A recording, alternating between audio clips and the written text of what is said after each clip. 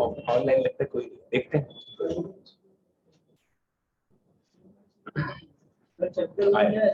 Demand खत्म हो गई, नहीं आए थे तुम लास्ट अभी सप्लाई अच्छा रहेगा ना डिमांड से।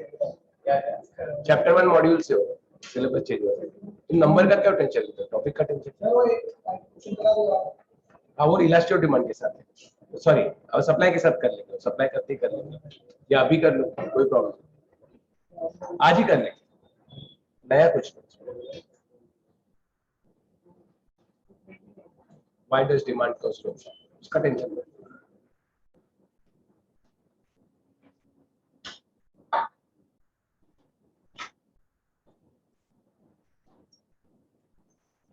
आज मोस्टली सब लोग ऑफलाइन, अभी आ रहे हैं कि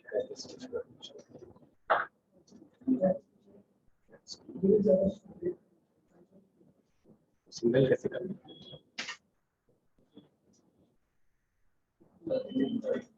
जूम तो ठीक है, पहले सिंगल पेज तो करने तो, सिंगल हो जाएगा जूम करेंगे अभी तो।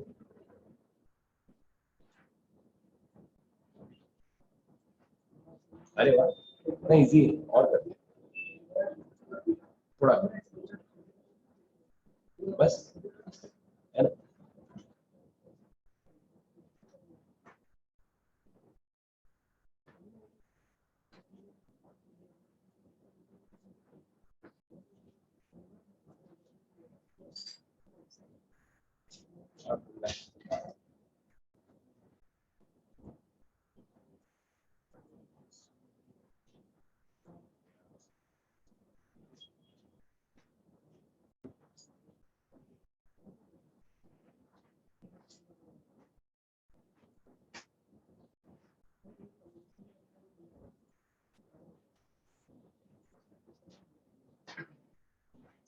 Hello hello hello, mike testing 1 2 3 4 okay.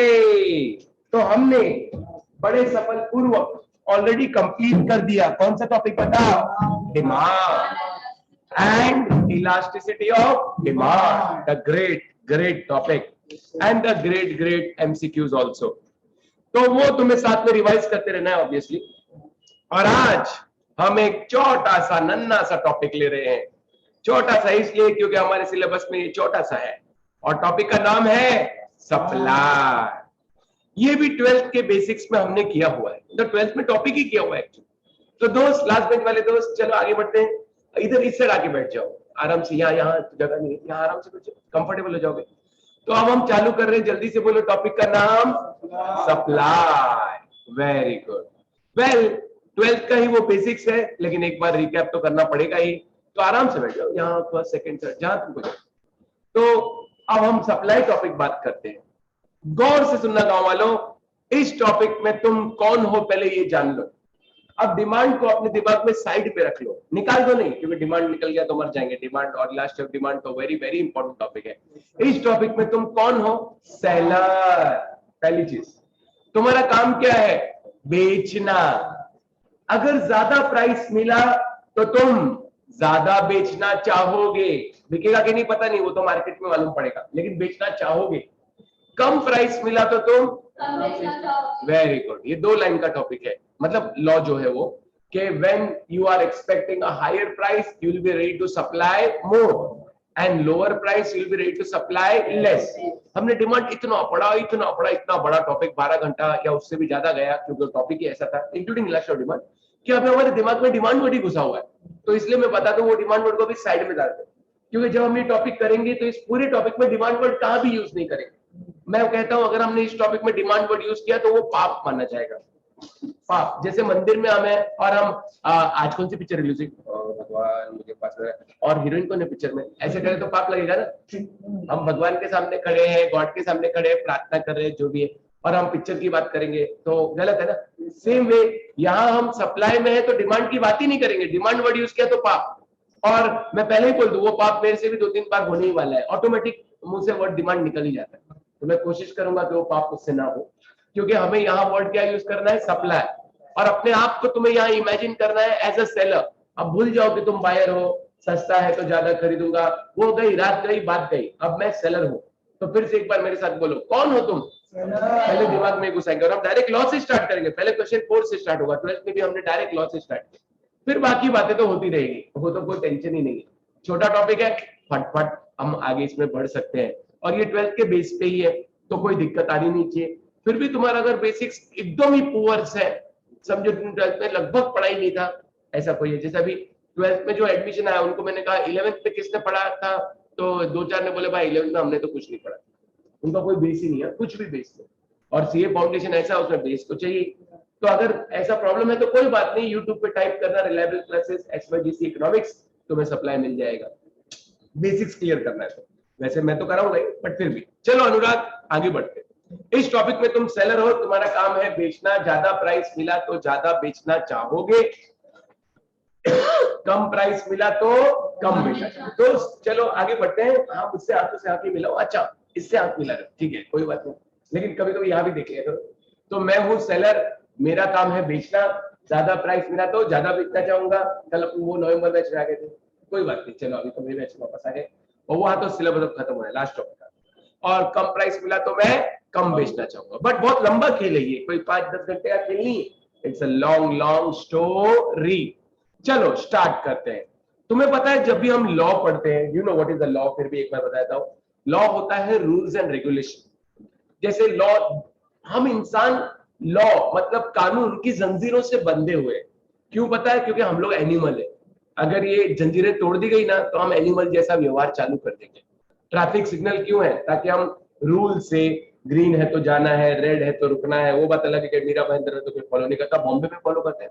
मैं दही सर लेक्चर लेने जाता है, सतीश क्लासेस, अपने सतीश सर बहुत पुराने दोस्त है, वहां जाते थे तो रेड है, सुबह 7 बजे का लेक्चर है, 6:45 बजे रेड सिग्नल है, वो रविंद्र होटल करके है, बहुत फेमस दही सर, रेड है तो रेड है, एक जन आगे नहीं बढ़े, पूरा रोड खाली है, चारों रोड खाली, 4 नाका, बट रेड है बोले तो रेड, जेब्रा क्रॉसिंग के एग्जैक्ट पीछे।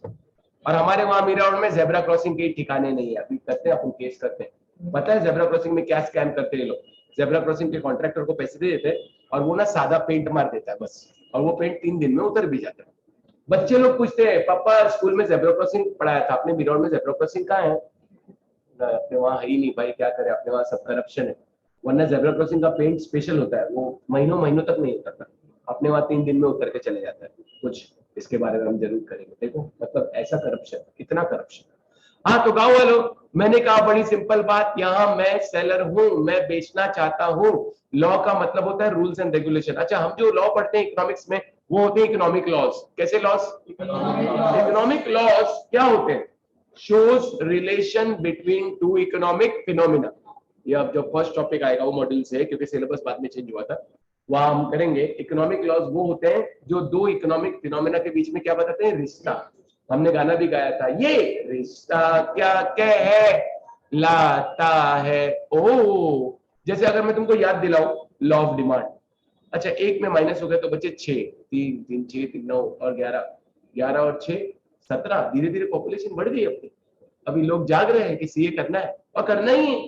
तो अच्छे, तुम लोग तो इतने इंटेलिजेंट हो के पहले ही जाते हैं। देखो अभी नई दीदी भी आ गई। नमस्ते दीदी, कैसे हैं आप? आज आपका फर्स्ट लेक्चर है?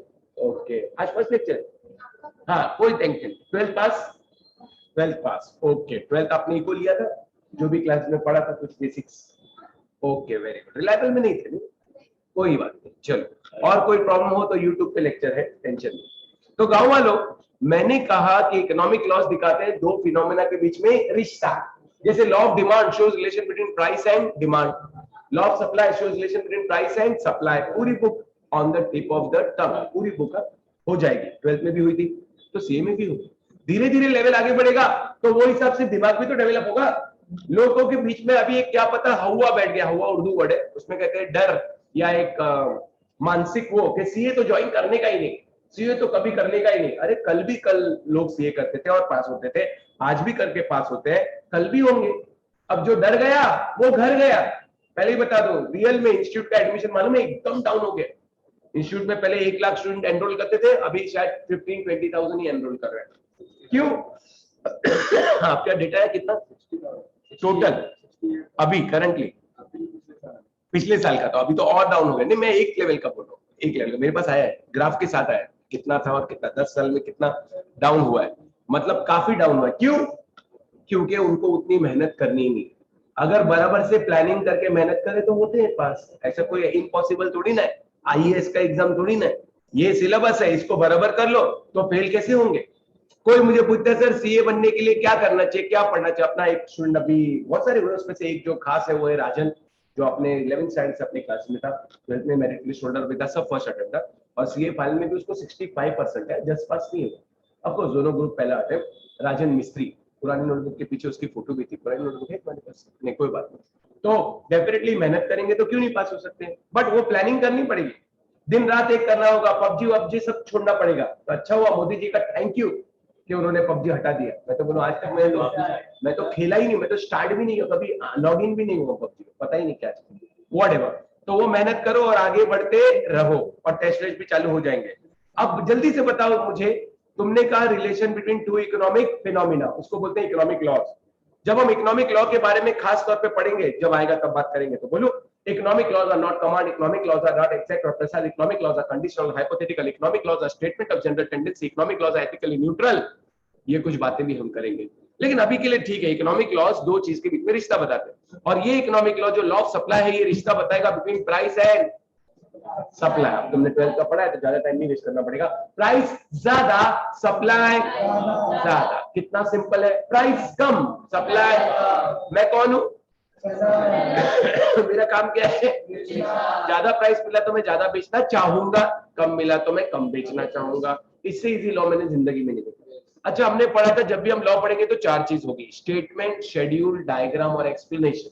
है तो हमको एमसीक्यू, लेकिन कॉन्सेप्चुअली मालूम होना चाहिए, यही तो अच्छा है। एमसीक्यू है तो कॉन्सेप्ट क्लियर करो आगे बढ़ो, कॉन्सेप्ट क्लियर करो आगे बढ़ो, पूरे पूरे आंसर रट्टा मारने की जरूरत, और वो सही है।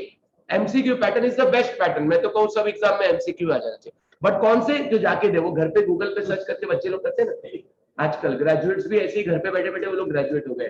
तो एचडीएफसी बैंक ने अपने जॉब के लिए इंटरव्यू में लिखा, no graduates from this year allowed for interview. क्यों? क्योंकि तुम ग्रेजुएट नाम के ग्रेजुएट हो, तुम तो खाली कॉपी करके एमसीक्यू देके पास हुए, और पेपर भी इतने इजी सेट किए थे यूनिवर्सिटी के, वो एमसीक्यू देखेंगे ना तो कोई देख के भी बता देगा, ऐसा इतना इजी। बहुत दुख की बात है, ऐसे तो एजुकेशन सिस्टम खत्म हो जाएगा।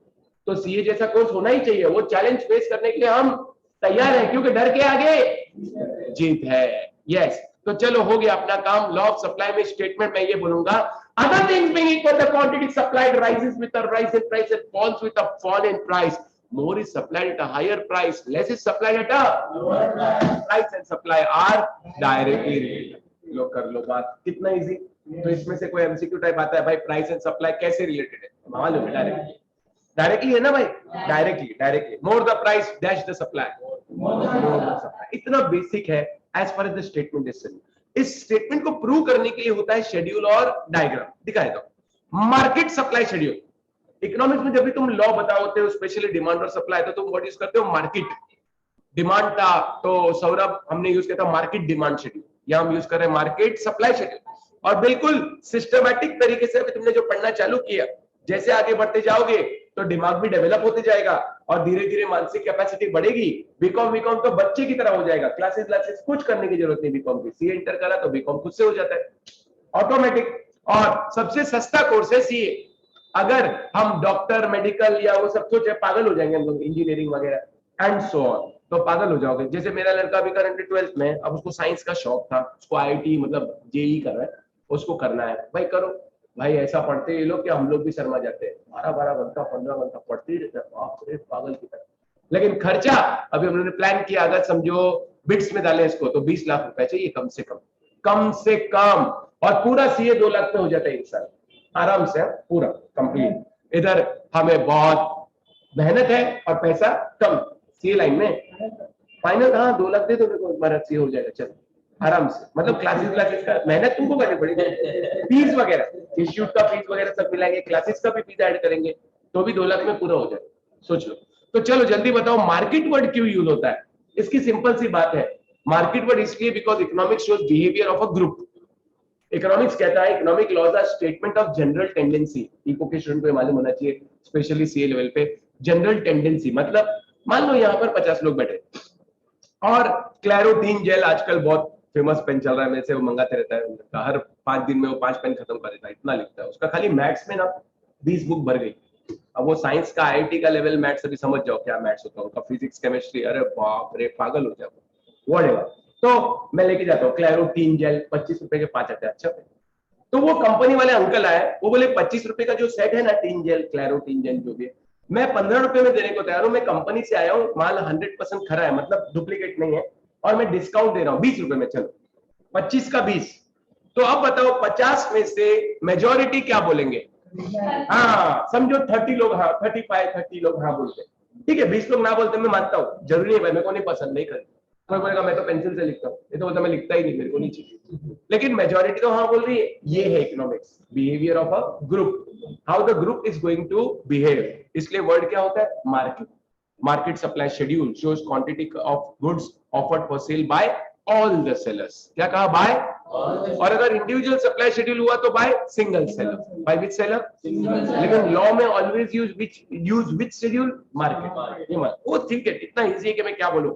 2 रुपया मैंगो है तो हम सब सेलर 200 मैंगो सप्लाई करने को तैयार है। जो मार्केट में भाव 4 रुपया हो गया तो हम ज्यादा सप्लाई करने को तैयार है। अफकोर्स तुम 12th में पढ़े हो इसलिए बोलता हूँ, अफकोर्स हम ये मान के चले कि मेरे पास उतना स्टॉक पड़ा है, स्टॉक होता है तो सप्लाई होता है।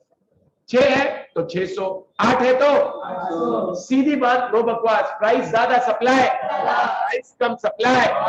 चलो डायग्राम बनाने की कोशिश करें, सादा डायरेक्ट बना दिया डायग्राम टाइम ना वेस्ट करने के लिए।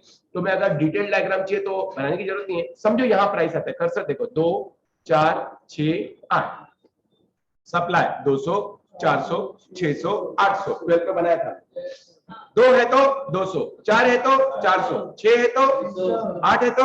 जब तुम सारे पॉइंट ज्वाइन करोगे तो तुमको ये लाइन मिलेगी। इस लाइन को हम इकोनॉमिक्स में कहते हैं supply curve, slopes upward from left to right. Demand और सप्लाई तो इकोनॉमिक्स के मेन है, आगे तुम्हारा मार्केट टॉपिक वगैरह सब इसी के ऊपर है। जहां हम लोग 12 डायग्राम डिमांड और सप्लाई इक्विलिब्रियम प्राइस का कर चुके हो बैच में, अपन भी करेंगे, अपना भी टाइम आएगा, don't worry.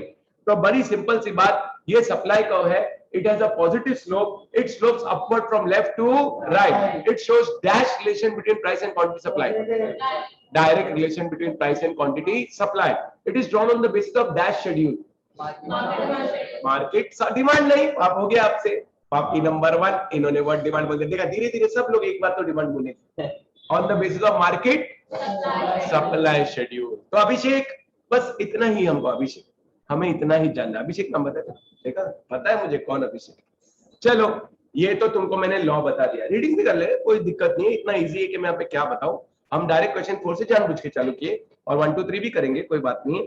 Law of supply, क्योंकि रीडिंग भी जरूरी, माना समझ गए सब ठीक है, लेकिन रीडिंग से वो कॉन्सेप्ट फिर दिमाग में याद रहेगा, और वो याद रखना है मई तक तो कम से कम याद रखना, आगे भी याद रखना है, ऑफकोर्स बेसिक्स क्या होना चाहिए। अच्छा, इकोनॉमिक्स तुम्हारा साथ कभी नहीं छोड़ेगा, बीकॉम करो तो भी इकोनॉमिक्स, बैक करो तो भी इकोनॉमिक्स, सीए करो तो भी इकोनॉमिक्स, सीएस करो तो भी इकोनॉमिक्स, हर जगह इकोनॉमिक्स है। सीए इंटर में भी इकोनॉमिक्स है, नहीं मानो पूरा 50 मार्क का सब्जेक्ट है भैया, इतना आसान थोड़ी है। चलो तो अब हम आते हैं लॉ ऑफ सप्लाई, और सबने ज्वाइन किया है तो ये सोच के किया कि आगे करेंगे, खाली टाइम पास तो नहीं किया अभी देखेंगे बाद में, पास हुए तो ठीक, में तो जाने तो कोई नहीं। अरे ऐसा सोचेंगे तो पहले से ही नेगेटिव आ जाएंगे, पास तो होना ही है, नो इफ्स नो बट्स, करना है तो करना ही, और करके बताएंगे। तो मैं बोल रहा था ना, कोई मुझे पूछता कैसे पास करना है सीए, एक लाइन का फॉर्मूला सुनना, 25 साल का एक्सपीरियंस बताता हूँ, सब पढ़ के जाओ, समझ के और पढ़ के जाओ। यार मैं अपने आप डायलॉग यूज करता हूँ, सब समझ के। अगर मैंने सब पढ़ लिया जो सिलेबस में है तो उसके बाहर से तो नहीं आ सकता, कोई आईएएस थोड़ी है कि कुछ भी पूछेंगे। तो अगर मैंने सिलेबस पूरा कवर किया है, समझा है, पढ़ा है, तो मेरा फेल होने का चांस ही नहीं।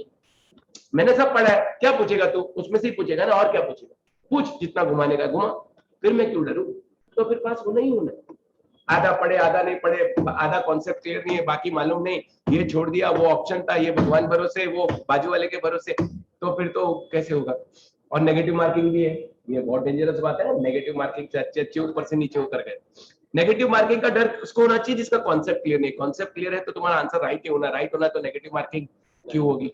और भी बात करेंगे, एमसीक्यू कैसे सॉल्व करना है, जैसे टेस्ट आगे होंगे हम और ट्रिक बताएंगे कैसे करना है वगैरह।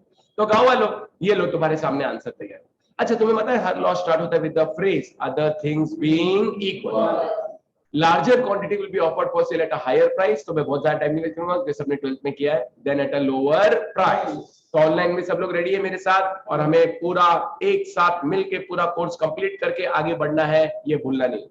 मोर is supplied at a higher price, less is supplied at a price and supply move in the law can be explain with a schedule and a curve. Schedule तुम्हारे आंखों के सामने है, तो मैं उसमें जबरदस्ती टाइम वेस्ट नहीं करना चाहूंगा। साफ लिखा हुआ है, 2 है तो 200, 4 है तो 400, 8 है तो 800।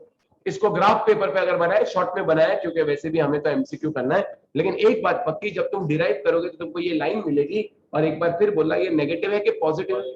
पॉजिटिव मतलब ऊपर की तरफ जा रही है, और ये हमेशा लेफ्ट टू राइट देखते हैं। लेफ्ट टू राइट ये क्या है? Slope upward. तो बात पूरी हो गई। In the about diagram price फलाना, डिमांड इतना, और पाप हो गया फिर से, भगवान देखो मैंने डिमांड बोल दिया, देखा बताइए। y quantity supplied on x supply curve shows when price rises supply also rises. Positive slope, slopes upward from right to left to right, you can even say downward from right to left. कई बार मैंने MCQ में ऐसे भी देखा है, CS में भी कई साल से इको पढ़ा है मैंने, सीएस का जो इंटरेस्ट होता है उसमें भी ये सिलेबस है। तो वहां पर ऐसा भी सेंटेंस में देखा है कि लोग घुमाते, देखो डाउनवर्ड, मैं पहले डिमांड कर्व की बात करूं, demand curve downward from left to right, तो you can even say upward from right to left, इस तरफ से देखो। सेम इंग्लिश है, English supply curve upward from left to right, तो you can even say downward from right. ये भी मालूम होना चाहिए इंग्लिश। तो घुमा घुमा इसलिए जान इसको उल्टा भी दिया है मैंने, क्या भाई upward from left to right है तो same way downward from. Okay handsome man, अरे आप कहां थे, कैसे? ठीक है बढ़िया। चलो आपने लॉ पढ़ा, अब आपके सामने आपको भी पता है आते हैं एजम्पशंस और क्या एक्सेप्शंस। हर लॉ में होते हैं एजम्पशंस और एक्सेप्शन, लेकिन जब तक आप डिटर्मिनेंट्स नहीं जानोगे, लॉजिकली मैं आंसर ऐसे नहीं, कोई भी आंसर मुझे पसंद आया तो पहले पढ़ा रहा हूं, लॉजिक से पढ़ा रहा हूं। पहले लॉ ऑफ सप्लाई नहीं समझता तो फिर डिटर्मिनेंट्स क्या समझते हैं, तो इसलिए पहले लॉ किया। अभी हम पहले डिटर्मिनेंट्स करेंगे। डिटर्मिनेंट्स क्या होते हैं पता भी है? Factors influencing. क्या कहा? कौन से ऐसे फैक्टर्स हैं जो सप्लाई को इन्फ्लुएंस करते हैं। ये किया तो एजम्पशन 5 मिनट में होता है। फिर एक्सेप्शन की भी बात करें, तो मैं पहले तुमको क्वेश्चन 2 पे लेके आ रहा हूं, डिटरमाइनिंग फैक्टर्स। डिटरमाइनिंग का मतलब क्या होता है बताओ? Factors influencing. और भैया आज हम पहली बार फैक्टर्स इन्फ्लुएंसिंग नहीं कर रहे हैं, डिमांड टॉपिक में भी हमने किया। इस क्वेश्चन को मैंने हमेशा कहा है कि पहले क्वेश्चन समझे, कौन से ऐसे फैक्टर्स हैं जो डिमांड, जानबूझ के मैं डिमांड बोल रहा हूं, ये बोले आप सर दूसरी बार बात कर दी, डिमांड को इन्फ्लुएंस करते हैं। प्राइस और substitute with demand for complementary good, income tax, preference, facility, quantity of money, population, expectation about future price, advertisement and publicity. कुछ बातें हमने की थी, तो कोई बड़ी बात नहीं, दीदी टेंशन में आ रही। अब क्या देखो 25 इयर्स हो गए मुझे खाली इको पढ़ाते पढ़ाते। जब मैंने स्टार्ट किया था 98 99 में, ग्रेजुएशन कंप्लीट हो गया था और सीए का इंटर चल रहा था साथ में, और फिर सर ने कहा 12th मेरे को पढ़ाने का बहुत शौक, इसलिए आर्टिकलशिप भी मैंने वैसी वाली की जिसमें प्रैक्टिस नहीं होती, टीचिंग वाली वगैरह, और सर के अंडर ही की थी। जब मैं और सर ही दो ही जन थे, और एक ही रूम था हमारा, वो एक रूम जो नीचे है ना ऑफिस, वो एक ही क्लासरूम था। आज लेवल के आज करीब 15-20 रूम्स हैं, काफी बड़ी क्लास है। हाँ अभी कोरोना काल में थोड़ी हाल सबके खराब चल रहे, कई क्लासेस हमारे कई फ्रेंड्स की बंद, पूरी बंद। वो लोग भाड़े पे थे, भाड़े का प्रॉब्लम रहता है, मैं तो खुद का ऐसा मैसेज, बट जो भी। और ऑफ कोर्स वापस अपन और आगे बढ़ेंगे, और तुम लोग अभी मैं बहुत खुश हूँ कि लोगों में अवेयरनेस आ रही है सी करने का, और सबके सब पास होना है, रिकॉर्ड करेंगे। सुपर 30 कैसे था वैसे पढ़ेंगे तो होंगे पास, क्यों नहीं होंगे। तो गांव वालों, मैंने कहा कि बड़ी सिंपल सी बात, जब हम इको पढ़ रहे हैं तो पहले कॉन्सेप्ट क्लियर होना चाहिए। अभी हमने कहा फैक्टर्स इन्फ्लुएंसिंग। फैक्टर्स इन्फ्लुएंसिंग का मतलब कौन से फैक्टर्स हैं जो उस चीज को इन्फ्लुएंस करते हैं। जैसे तुम्हारा सीए फाउंडेशन का रिजल्ट कौन से फैक्टर्स पे डिपेंड है? बहुत सारे। ऑफ कोर्स एग्जाम तो चैलेंजिंग है, और मैं ही नहीं बोलूंगा पेपर बहुत इजी आएगा, पेपर तो चैलेंजिंग ही आएगा। टफ मत बोलो, चैलेंजिंग आएगा, वो तो चैलेंजिंग है। तुमको क्या लगता है तुम्हारे लिए इजी सेट करेगा? नहीं कि मैं आ रहा हूं इसलिए इजी सेट करना, नहीं। तुम ऋतिक रोशन हो? नहीं, तो उससे भी हैंडसम। तो मैंने कहा वो तो पेपर सेट करेंगे एकदम हाई फाई, तैयारी हमको करनी है। तो क्वेश्चन को क्या समझना है, हमने जब डिमांड पढ़ा तो हमने बोला था कौन से फैक्टर्स डिमांड को इन्फ्लुएंस करते हैं। हाँ मैं बात करता तुम्हारे सीए फाउंडेशन रिजल्ट कौन से फैक्टर इन्फ्लुएंस करते हैं, क्लासेस कैसी है, तुम्हारी सेल्फ स्टडी कैसी है, सेल्फ स्टडी भी करना पड़ेगा ना भाई, हम लोग तो पढ़ा देंगे बट घर पे जाके बुक नहीं खोलेंगे तो क्या कर सकते हैं, वो तुमको तैयारी करनी है, तुमने टेस्ट कितने दिए, दोस्त कैसे हैं। जैसे सूरज माझी जो 11th से हमारे साथ है, बहुत ही अच्छे स्टूडेंट है, मेरे मॉनिटर ऑफ द क्लास है अगर हमारे, तो सूरज माझी हो गया, चलेगा ना सबको, बहुत ही पुराने स्टूडेंट हमारे।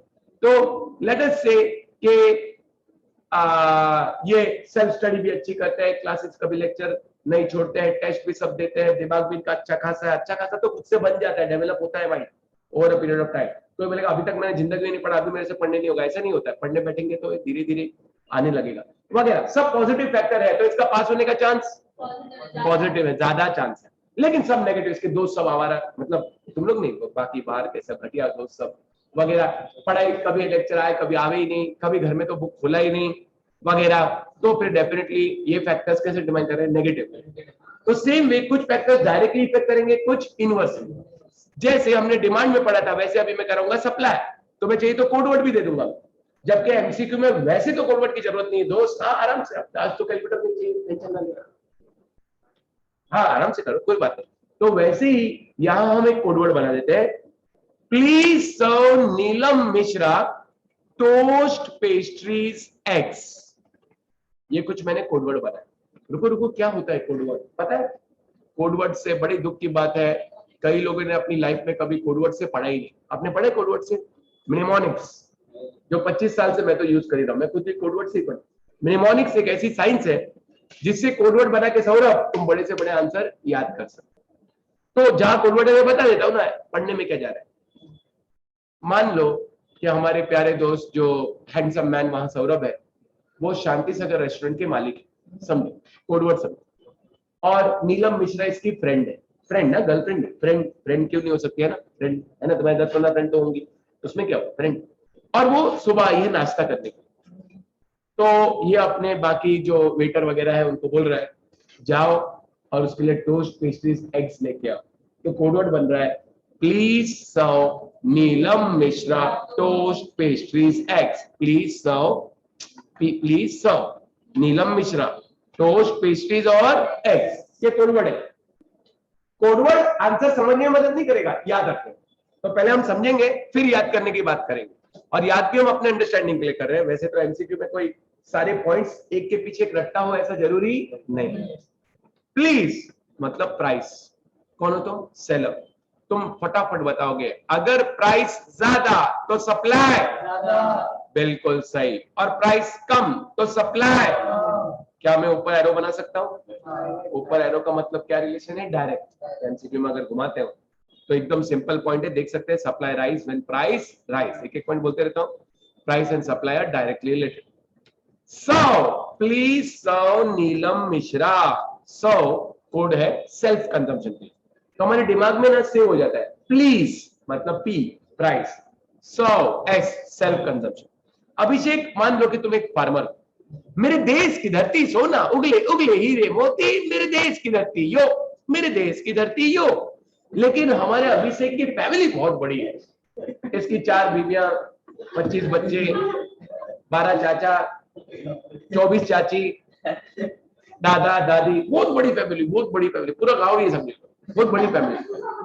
जैसे जब भी मैट में देखा बड़ी फैमिली थी, चुपके चुपके पिक्चर देखी होगी, बड़ी फैमिली थी, शाहिद कपूर करीना वाली में तो बहुत पिक्चर देखता, शौक है वगैरह, तो बहुत बड़ी फैमिली थी। बेल बॉटम में मेरे को तो अच्छी लगी है, अच्छी पिक्चर है, अमेजॉन पर।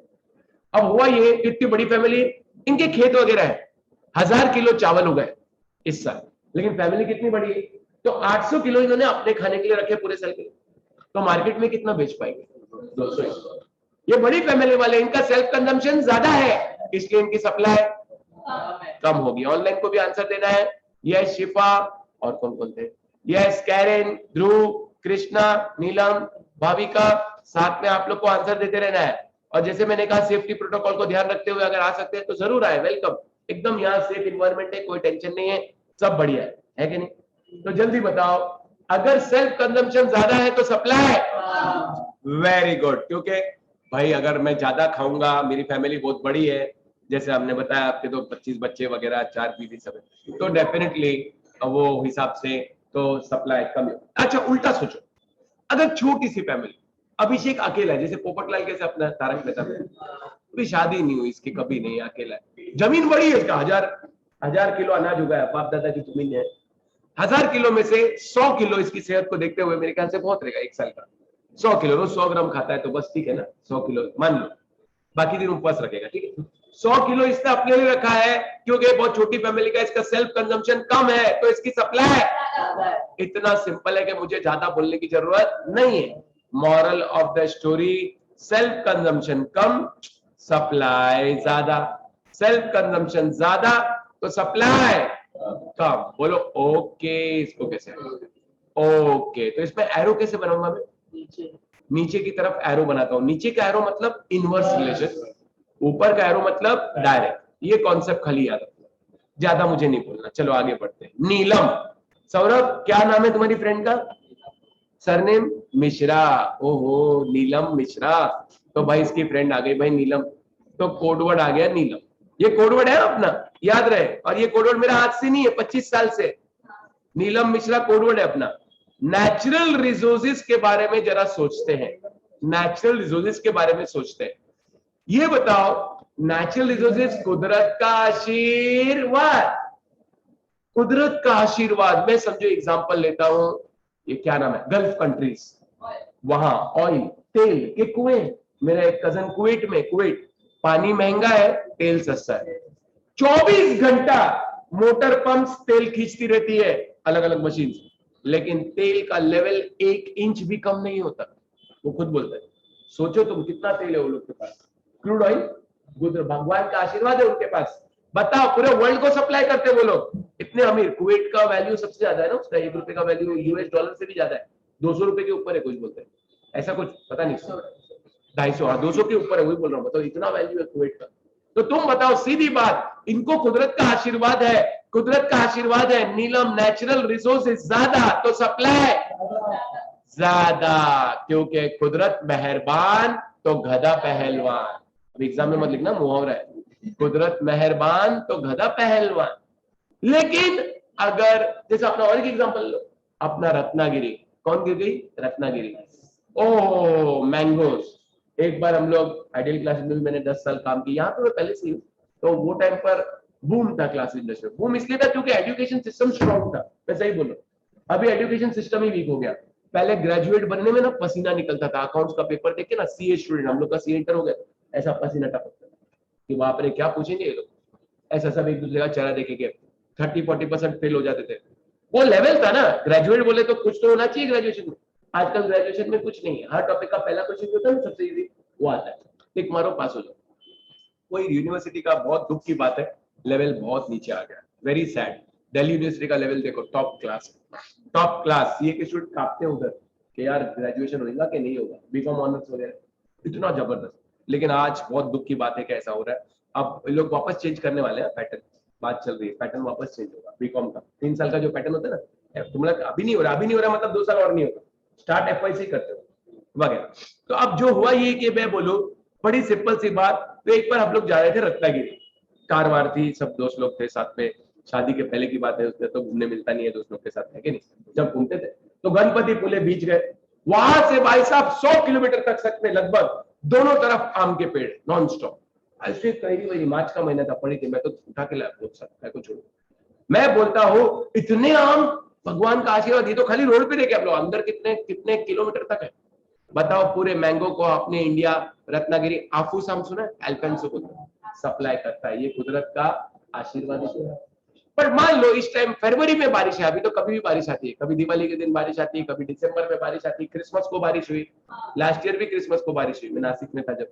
ये बताओ अगर बारिश वारिश गिरी और आम की सब फूल वूल खराब हो गए, मतलब अब आम का प्रोडक्शन एकदम कम हो गया क्योंकि कुदरत का प्रकोप है, नेचुरल रिसोर्सेज नेगेटिव एंगल से है, तो फिर सप्लाई भी क्या होगी? नेगेटिव या कम बोले मतलब, है ना। तो नेचुरल रिसोर्सेज ज्यादा तो सप्लाई, नेचुरल रिसोर्सेज खत्म तो सप्लाई भी खत्म या कम तो बोल सकते हैं। तो रिलेशन क्या हुई? Direct. Mishra, method of production, बड़ी सिंपल सी बात है। इकोनॉमिक्स कहता है कि 2 टाइप के मेथड होते हैं खास तौर पे प्रोडक्शन में, लेबर और कैपिटल। लेबर मतलब मजदूर जो अपने हाथों से काम करेगा, कैपिटल मतलब मशीन्स। ज्यादा फास्ट कौन है? मशीन्स।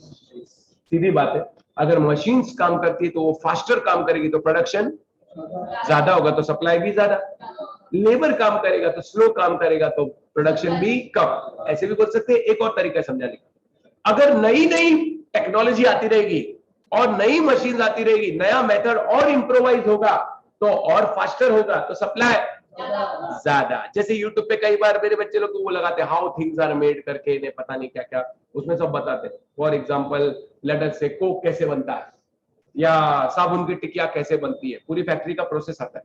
तो वो लोग बताते ना कोक 1 मिनट में कितने, समझो एक छोटा सा प्लांट है 300 से ज्यादा बोतल भर लेता है बना के, इतना फास्ट। सोचो एक साथ में इतनी मशीन चलती है ना, जो भी है टेक्नोलॉजी फास्ट है, टेक्नोलॉजी फास्ट है, मशीन फास्ट है तो सप्लाई ज्यादा। Simple invention and discovery in science, improvement in method of production, तो सप्लाई होगी ज्यादा। तो कृष्णा आपने बिल्कुल सही कहा। तो ये भी एक बहुत सिंपल पॉइंट है, सिंपल आंसर भी सिंपल है। ये डिमांड टॉपिक से भी सिंपल टॉपिक है, फटाफट अपना टॉपिक बढ़िया हो जाएगा। और मेथड पुराना हुआ तो सप्लाई कम होगा। यहां कई लोग कंफ्यूज हो जाते हैं। Neelam Mishra, toast pastries and eggs, toast word है टैक्सेस एंड सब्सिडी। ये इतना आसान नहीं है, इसको कैसे समझाऊं मैं, तो ध्यान से सुनो। 2 पार्ट करूंगा मैं, तुम लोग भी कर सकते हो। T for taxes and S for subsidy. गांव वालों टैक्सेस जैसे आपने सुना होगा, GST, custom duty, excise duty, बहुत प्रकार के टैक्स होते हैं। सब जो जीएसटी चल रहा है अभी, तो सब अभी ये सब जो है ना एक्साइज ड्यूटी वगैरह सब जीएसटी में आ गए। हाँ मर्ज, बिल्कुल सही कहा। तो लेट अस से टैक्सेस। ये बताओ अगर टैक्सेस बढ़ जाते हैं तो डेफिनेटली गवर्नमेंट ने, पहले मैं बताता हूं, गवर्नमेंट ने लेट अस से टैक्स डाल दिया, टैक्स इंपोज किया। गवर्नमेंट जबरदस्ती कर सकती है भाई, गवर्नमेंट है। गवर्नमेंट जब टैक्स डालेगी तो एज अ सेलर तुम्हारा कॉस्ट ऑफ प्रोडक्शन क्या हो जाएगा, बढ़ जाएगा। कैसे? तुम प्रोड्यूस करते थे और फिर उसको बेचते थे, 50 जो चीजें जो तुम रॉ मटेरियल वगैरह खरीदते थे उस पर तुमको टैक्स भरना पड़ रहा है, अब वो टैक्स और बढ़ गया। अगर टैक्स बढ़ गया तो डेफिनेटली कॉस्ट ऑफ प्रोडक्शन भी क्या हो जाएगा, बढ़ जाएगा। जैसे बताओ अगर स्टील महंगा हो गया तो कार भी महंगी हो जाएगी वगैरह। स्टील क्यों महंगा हो बताता हूं, गवर्नमेंट ने टैक्स बढ़ा दिया स्टील पे, तो स्टील महंगा होगा, स्टील महंगा होगा तो कार में स्टील अगर यूज होता है तो कार भी महंगी हो जाएगी। कॉस्ट ऑफ प्रोडक्शन बढ़ जाएगा तो तुम्हारा प्रॉफिट मार्जिन क्या होगा, कम हो जाएगा। तुम्हारा राज थोड़ी है, तुम बोले अब तुम्हें महंगी बेच के दिखाऊंगा, बिकना भी तो मांगता है। प्रॉफिट मार्जिन कम हो जाएगा तो तुम ज्यादा बेचोगे कि कम बेचोगे, प्रॉफिट मार्जिन ही कम हो गया। चलो मैं ऐसे बोलता हूँ, तो वो हिसाब से मार्केट में उसकी डिमांड भी कम हो जाएगी, क्योंकि सीधी बात है वो महंगा हो गया ना। तो डेफिनेटली इसका मतलब you will be able to supply, और you will be willing to, not able, willing to supply more के लेस। टैक्सेस ज्यादा होंगे, it will increase your cost of production. अगर तुम कॉस्ट, ये जो इंक्रीज इन कॉस्ट का बर्डन कंज्यूमर पे डालते हो तो तुम्हें झक मार के प्राइस भी बढ़ाना पड़ेगा।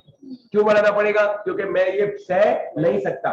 लेकिन जब तुम प्राइस बढ़ाओगे तो मार्केट में डिमांड तो क्या हो जाएगी, कम। तो कम अगर हो जाएगी, अदर फैक्टर्स बीइंग इक्वल, तो डेफिनेटली उसकी सप्लाई भी तुम क्या करोगे, मार्केट में अगर बिकेगा ही नहीं तो मैं बनाऊंगा क्यों। तो वेरी सिंपल, टैक्सेस क्या हो जाता है, government is charging high taxes, supply will decrease. खाली इतना लिखा है, लेकिन पूरी लॉजिक मैंने तुमको बताई। वापस बता, गवर्नमेंट स्टील वगैरह पे टैक्स डाली, तो अब मैं कार वाला हूं तो कार बनाने का कॉस्ट बढ़ गया, ये मैं बेयर नहीं कर सकता, या तो मैं बेयर कर लूं चुपचाप। लेकिन तुमको अभी सी इंटर तो तुमने किया नहीं, इनडायरेक्ट टैक्सेस जो होते हैं गुड्स और सर्विसेज पे, उसमें बर्डन हमेशा शिफ्ट होता है। क्या होता है बर्डन?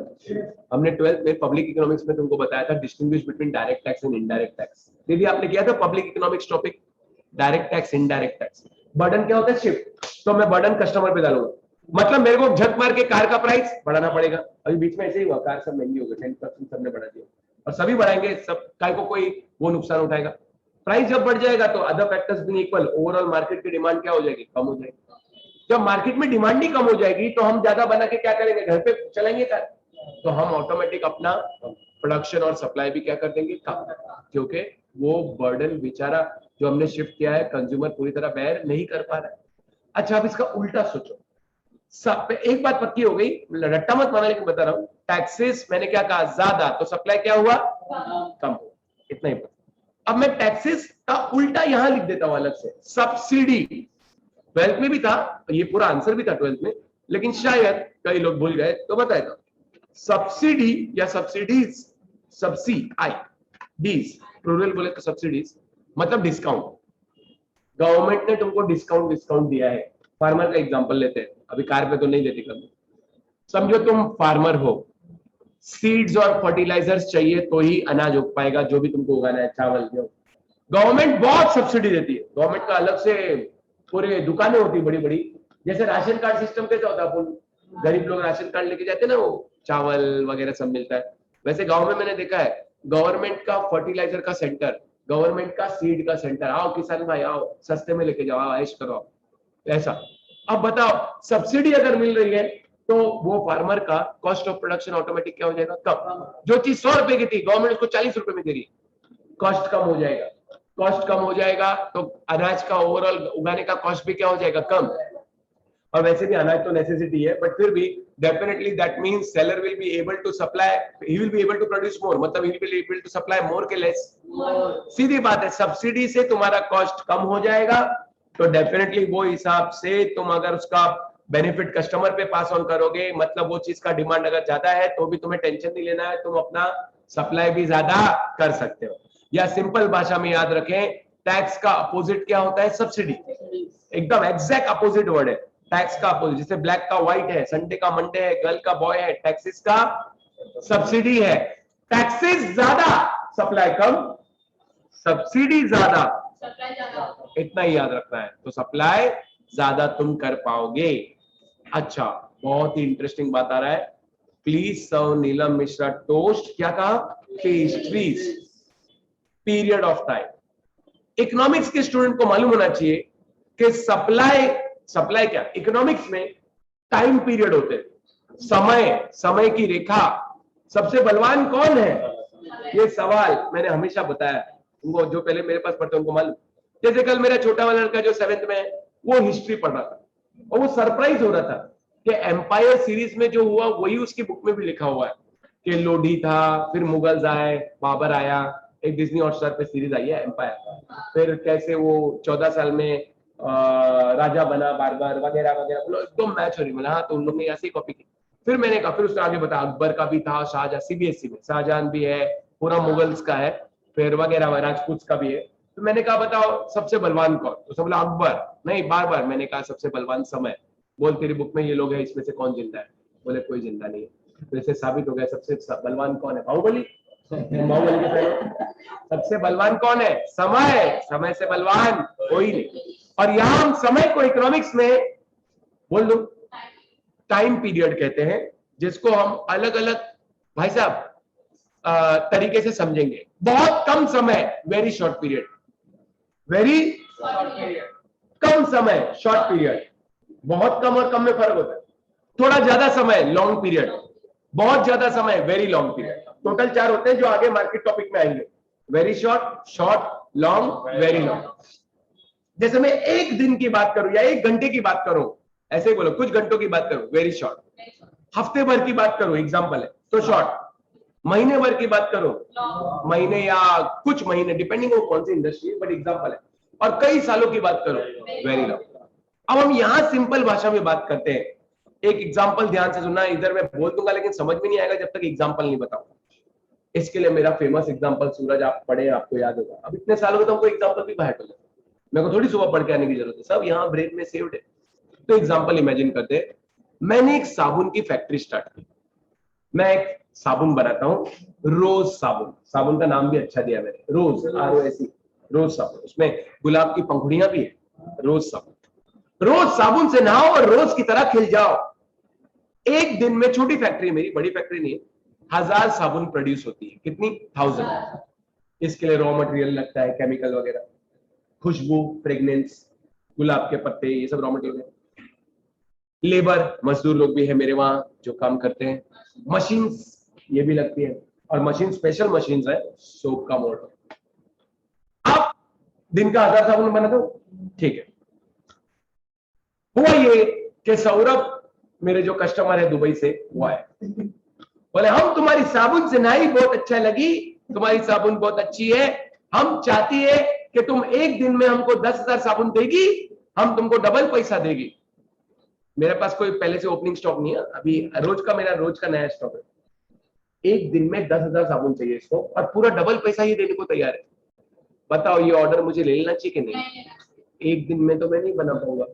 डबल शिफ्ट भी काम करें, ज्यादा मजदूर लोग को भी काम दो, तो भी 1000, 2000, 3000, वो भी डबल ज्यादा बोल दो। मैंने कहा नहीं देगी, क्योंकि सॉरी मेरा यहाँ पर पीरियड ऑफ टाइम क्या है, शॉर्ट। अगर वेरी शॉर्ट है, बोलता अभी का भी देगी, अभी सुबह ये मैंने स्टार्ट किया, मतलब अभी का भी तो ठेंगा भी नहीं देगी, चल बात। Very short period supply zero, supply क्या जीरो, क्योंकि टाइम बहुत शॉर्ट है। मैं अभी खाली वेरी शॉर्ट और लॉन्ग का ही बता रहा हूँ, बाकी मैं जब मार्केट, क्यों यहाँ अभी इतना ही है, इसलिए जब आएगा डिटेल में तो मैं एक चार्ट भी बना के दिखाऊंगा। अच्छा, फिर इसने कहा ओके, एक साल बाद में आएगी, तुम्हारा फैक्ट्री कितना दिन चलाती है? मैंने कहा 300 डेज, बाकी दिन मजदूर आराम करें, संडे तो आराम करें। 300 डेज का 1000 के हिसाब से हो गया, 300, 3000, 30,000, 30,000 ना, 3 लाख, ठीक है 3 लाख। इसने कहा एक साल बाद में आएगी, मेरे को एक साल बाद 5 लाख साबुन देगी, मैं पूरा पैसा अभी से एडवांस देगी, डबल। क्या करो, एक साल दे रहा है मेरे को, एक साल में मैं नया रॉ मटेरियल तो आराम से, वो तो अभी भी ला सकता हूँ, नई मशीन भी ला पाऊंगा, नई फैक्ट्री बिल्डिंग भी भाड़े पे तो ले सकूंगा। एक साल तो लॉन्ग पीरियड है। मैं कहा तुम 5 लाख मांगती, मैं 10 लाख देगी, पहले डबल पैसा देगी। अब बताओ क्यों? क्योंकि पीरियड ऑफ टाइम लॉन्ग है, तो लॉन्ग पीरियड है तो सप्लाई क्या होगी, ज्यादा। और शॉर्ट पीरियड, आप वेरी शॉर्ट की बात करें या शॉर्ट की बात करो, सप्लाई वेरी शॉर्ट है तो cannot be change, supply period में क्या होगी, सॉरी शॉर्ट पीरियड में क्या होगी, कम, और लॉन्ग पीरियड में क्या होगी, ज्यादा। तो अभी अपन वेरी शॉर्ट और इसकी बात करते हैं, सुन रहे वापस, वेरी शॉर्ट है तो जरा भी नहीं बढ़ेगी, शॉर्ट है तो थोड़ी बढ़ेगी दीदी, और लॉन्ग है तो बहुत बढ़ेगी। तीनों बता दिया मैंने, चलो। वेरी शॉर्ट है तो जरा भी नहीं, शॉर्ट है तो थोड़ी, लॉन्ग है तो बहुत, वेरी लॉन्ग है तो बहुत बहुत बहुत बहुत बहुत बहुत बहुत। क्योंकि वेरी लॉन्ग क्या होता है, टेक्नोलॉजिकल चेंजेस हो जाते हैं। Technology over period of time क्या होती है, चेंज। 30, 35, 40 साल पहले वॉशिंग मशीन नहीं थी। मैं पिछले जन्म की बात कर रहा हूँ, मैं अभी 21 ईयर्स का हूँ, तो मुझे याद है वो हर बाथरूम से धोखा की आवाज आती थी, कपड़ा धोते ना ऐसे, क्योंकि वो जमाना ही ऐसा था, 1-2 घंटा कपड़े धोने को लगते थे। अभी आजकल फुल्ली ऑटोमेटिक वॉशिंग मशीन, वो पता लगे कि मिरर में पानी नहीं है तो ले कपड़े तैयार, सूख के बाहर निकले। क्या जमाना है। तो टेक्नोलॉजिकल चेंजेस आई है, ये तो घर का एग्जाम्पल था, बट जो भी है तो चेंजेस तो हुई है टाइम में, जो भी है। तो जल्दी बताओ, very short period supply can not be change, दो कहीं लिखते हैं, long period supply can be change. कितना चेंज वो भी मैं बताऊंगा जब मार्केट टॉपिक आएगा कि कितना change, relative elastic, relative elastic, perfectly elastic, जो भी है बात करेंगे। अभी तो शॉर्ट में बात किया हमने, तो जल्दी बताओ, शॉर्ट पीरियड है तो supply can not be change, तो एरो बनाने की जरूरत नहीं, समझ गए। Long period supply can be change, या लिख सकते हो शॉर्ट पीरियड नीचे की तरफ मतलब बढ़ेगी लेकिन थोड़ी सी, और लॉन्ग पीरियड में कितनी बढ़ेगी, बहुत। Oh my favourite, please serve Neelam Mishra toast pastries, क्या कहा, eggs. Expectation about future price, बहुत technical point.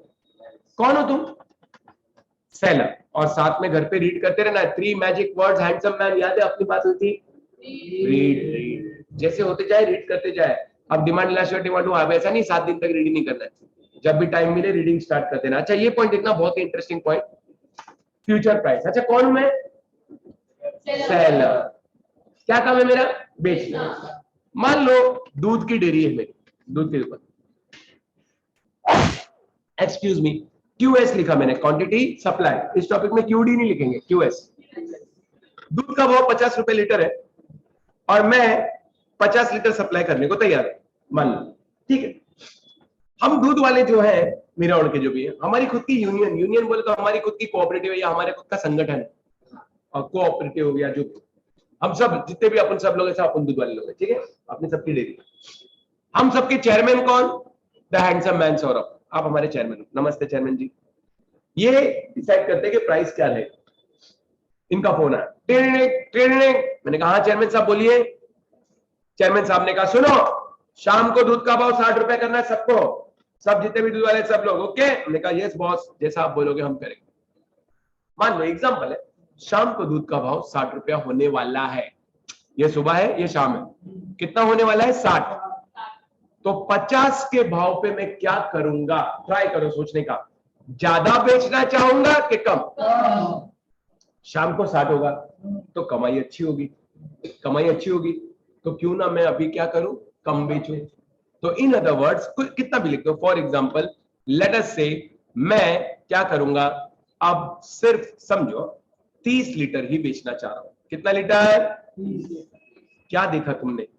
If the future price is expected to rise, current supply will fall. शाम को अगर ज्यादा कमाने को मिल रहा है तो हम अभी ज्यादा क्यों बेचे? 30 लीटर बेचे, कस्टमर लोग बोले खत्म हो गया भाई, शाम को कुछ भी करेंगे, चीटिंग करेंगे, कुछ भी करेंगे, पानी वानी नहीं मिलेंगे, लेकिन हाँ ये जरूर करेंगे कि हम ज्यादा नहीं बेचना चाहेंगे। फ्यूचर प्राइस बढ़ने वाला है तो शाम को कमाने को ज्यादा मिलेगा, इसलिए अभी सप्लाई कम करेंगे। अच्छा, इसका उल्टा सोचते हैं, देखते हैं कौन स्मार्ट है। एक और बनाता हूं, प्राइस और क्वांटिटी सप्लाई। प्राइस 50 रुपया, सप्लाई 50 रुपया, सप्लाई 50 लीटर, ठीक है, लीटर बोल दो चुके। चेयरमैन साहब का फोन आया, राम राम चेयरमैन साहब, नमस्ते। चेयरमैन साहब ने बोला शाम को दूध 40 रुपया करने का सब लोग। Okay boss. अब फ्यूचर प्राइस क्या होने वाला है? गिरने वाला है, शाम को तो बर्बाद हो जाएंगे। चेयरमैन साहब बोले तो अब मैं क्या कोशिश करूं? ज्यादा। मान लो मेरे पास स्टॉक पड़ा है, कुछ स्टॉक पड़ा है तो निकालो ना। दूध वाले लोग फ्रिज रहते हैं, बड़े बड़े फ्रिज, हो सकता है ना। तो मैं क्या करूंगा, मैं कोशिश करूंगा कि मैं कितना सप्लाई कर पाऊं? ज्यादा। कुछ भी लिख दो, समझो 60 70 जो भी है। बात को मुझे ये समझानी है कि अगर फ्यूचर प्राइस बढ़ने वाला है तो करंट सप्लाई कम, अगर फ्यूचर प्राइस कम होने वाला है तो करंट सप्लाई। तो बताओ एरो कैसे आएगी, ऊपर के नीचे? अरे डायरेक्ट के इनवर्स, इनवर्स ना। ये बढ़ रहा है तो ये कम हो रहा है, ये कम हो रहा है तो ये बढ़ रहा है, तो रिलेशन क्या हुई? इनवर्स। तो कम ऑन, एक बार वापस बोलो, please serve Neelam Mishra toast pastries eggs. पूरा आंसर बोल के बताना है। प्लीज, प्राइस ज्यादा, सप्लाई ज्यादा, प्राइस कम, सप्लाई कम। Serve, self consumption, self consumption ज्यादा, सप्लाई, सेल्फ कंजम्पशन कम, सप्लाई ज्यादा। नीलम, नेचुरल रिसोर्सेज ज्यादा, सप्लाई ज्यादा, नेचुरल रिसोर्सेज कम, सप्लाई कम। मिश्रा, मेथड ऑफ प्रोडक्शन नया, सप्लाई ज्यादा, पुराना, सप्लाई कम। Toast, taxes and subsidy, taxes ज्यादा, सप्लाई कम, सब्सिडी ज्यादा, सप्लाई ज्यादा। Pastries, period of time, short period, supply come, very short में तो जरा भी नहीं, लॉन्ग पीरियड में ज्यादा। Eggs, expectation about future price, फिर सोच के बोलना, फ्यूचर प्राइस बढ़ने वाला है तो करंट सप्लाई कम, फ्यूचर प्राइस कम होने वाला है तो करंट सप्लाई ज्यादा। इतनी सी बात, बोलो ओके। अब तुमने अगर ये पढ़ा तो एजम्पशन भी पढ़ पाओगे। और कोई नया पॉइंट नहीं है, तुम्हें याद दिलाता हूं। तुम्हें पता है एजम्पशन क्या होता है? हर लॉ में होते हैं एजम्पशन और एक्सेप्शन। एजम्पशन वो कंडीशंस होती हैं जिन पे लॉ बेस्ड है, conditions on which the law operates. जरा मुझे बताना, जब मैं कहता हूं लॉ ऑपरेट्स का मतलब क्या होता है? प्राइस ज्यादा, सप्लाई ज्यादा, लॉ चल रहा है, 12th में पढ़ा है। प्राइस कम, आगे बोलो, सप्लाई कम, पक्का? आगे सुनो, ऐसा होगा, ये देखिए स्क्रीन पे लिखा है, जरूर होगा, लेकिन अगर कुछ कंडीशन पूरी होगी तो। वो कंडीशन को कहते हैं एजम्पशन।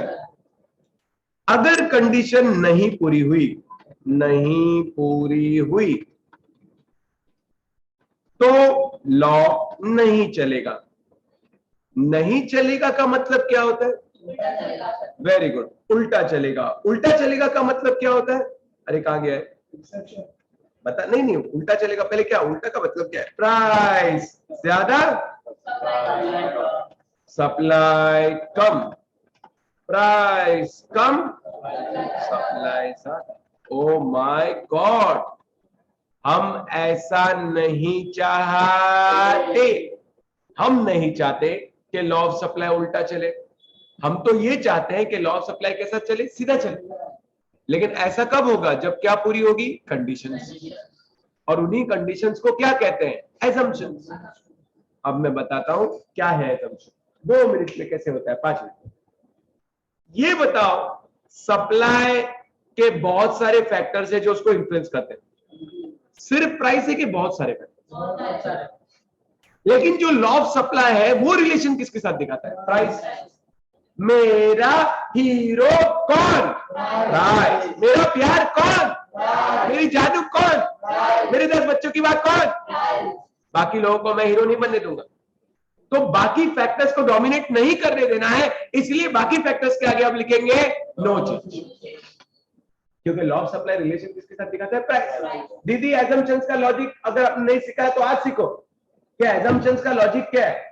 फैक्टर्स बहुत सारे हैं जो सप्लाई को इन्फ्लुएंस करते हैं, लेकिन law of supply relation price के साथ दिखाता है।